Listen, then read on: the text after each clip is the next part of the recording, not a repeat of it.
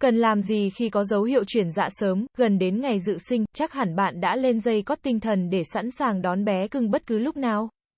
Tuy nhiên, nếu có dấu hiệu chuyển dạ sớm, bạn cũng đừng quá hoảng loạn, hãy bình tĩnh và cố gắng giữ cho bản thân thoải mái nhất có thể. Thực tế, ngày dự sinh chỉ là ngày dự đoán, sẽ có sai số.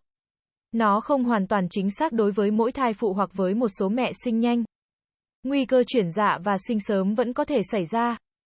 Do đó, hãy chuẩn bị những kiến thức cần thiết để đối phó nếu chẳng may các dấu hiệu chuyển dạ sớm xuất hiện nhé. Theo nghiên cứu, những phụ nữ có nguy cơ chuyển dạ sớm hơn dự kiến là những phụ nữ có điều kiện kinh tế xã hội thấp, thường sống ở nông thôn hoặc ở những vùng có tỷ lệ sinh đẻ tại nhà cao. Các trường hợp có dấu hiệu chuyển dạ sinh sớm, không kịp đến cơ sở y tế sinh con thường rất nguy hiểm và có thể để lại biến chứng về sau cho cả mẹ và bé.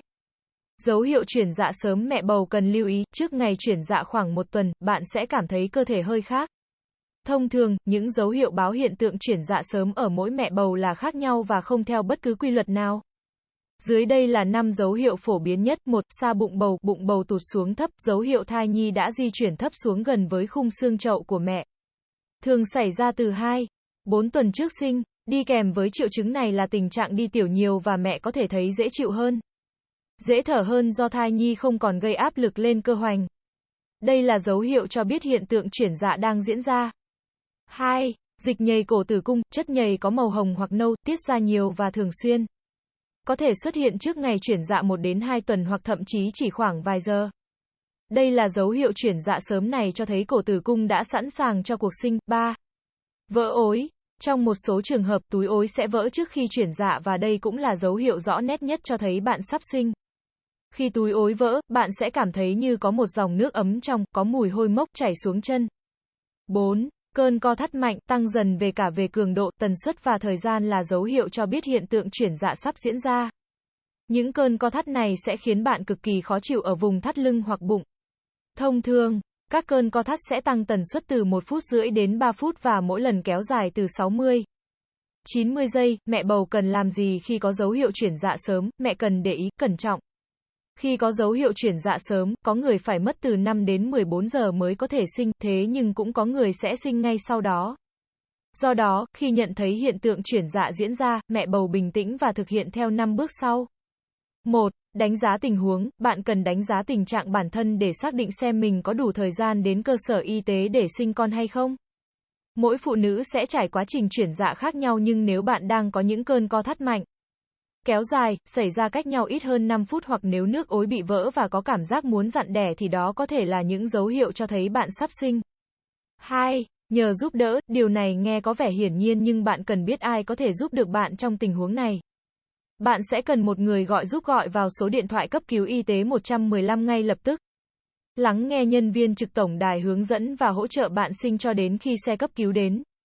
3. Bình tĩnh, nếu các dấu hiệu chuyển dạ sớm đã diễn ra và bạn không kịp đến bệnh viện. Hãy cố gắng hết sức để giữ bình tĩnh và hãy nhớ rằng cơ thể bạn biết cách làm điều này. Nếu đây là lần đầu tiên bạn sinh, đừng quá lo bởi nếu trẻ sắp chào đời có nghĩa là bé đã ở vị trí lý tưởng để sẵn sàng di chuyển qua kênh sinh của mẹ. 4. Làm cho bản thân thoải mái nhất có thể, trong trường hợp này, để có thể chuẩn bị sinh con tốt nhất. Mẹ bầu hãy hạ thấp người và lót một chiếc khăn mềm hoặc mền bên dưới để em bé tiếp đất nhẹ nhàng. Nếu bạn ở một mình, hãy nằm ngửa, hai chân dang rộng để bé thuận lợi ra ngoài. Mẹ nên dùng sức để dặn bé ra hoàn toàn. Khi bé ra ngoài nên lấy khăn ủ ấm cho bé, đồng thời lau hết nhớt ở miệng bé. 5. Không tự ý cắt dây rốn khi bé chào đời. Ngay sau bé chào đời, hãy đặt bé nằm lên ngực của bạn, da kề da, và lau khô bằng khăn mềm sạch. Sự tiếp xúc da chạm da này sẽ giúp giữ ấm cho bé. Đa phần, trẻ sẽ tự hô hấp mà không cần bất kỳ sự can thiệp nào và chỉ 1% cần sự hỗ trợ. Đừng tự ý cắt dây rốn bởi nếu không có kinh nghiệm hoặc không có sự hỗ trợ của nhân viên y tế. Việc tự ý cắt dây rốn cho trẻ có thể làm gia tăng nguy cơ nhiễm trùng. Bạn có thể cột dây rốn của bé bằng chỉ hoặc sợi vải xé để thắt đường dẫn máu giữa bé và mẹ. Điều này giúp cho bé tránh được tình trạng mất máu khi mẹ tiếp tục xổ nhau thai. Trong suốt quá trình này, hãy cố gắng giữ bình tĩnh và duy trì tiếp xúc da kề da với bé cho đến khi nhận được sự hỗ trợ từ nhân viên y tế. Nếu có dấu hiệu chuyển dạ sớm thì điều quan trọng là bạn không nên quá lo lắng về những nguy cơ có thể xảy ra vì những khả năng này là rất nhỏ.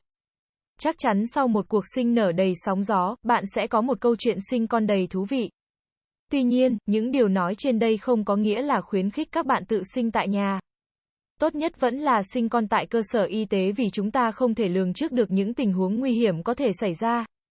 Đừng nghĩ rằng sinh tại bệnh viện là không tự nhiên, bạn vẫn có thể dặn đẻ tự nhiên không cần can thiệp. Chỉ khác là có đội ngũ y tế cạnh bên sẵn sàng hỗ trợ khi cần, lời khuyên thêm dành cho các mẹ bầu. Nếu nhà xa thì bạn nên thu xếp ở gần bệnh viện hoặc cơ sở y tế vào khoảng 2-3 tuần sắp sinh. Đặc biệt là nếu bạn mang song, đa thai, tiền căn hở eo tử cung, chuyển dạ sinh nhanh trong lần mang thai trước và một số chỉ định khác. Nhấn đăng ký kênh để cập nhật những kiến thức hữu ích nhé. Hành trình bỉm sữa nuôi con khỏe dạy con ngoan.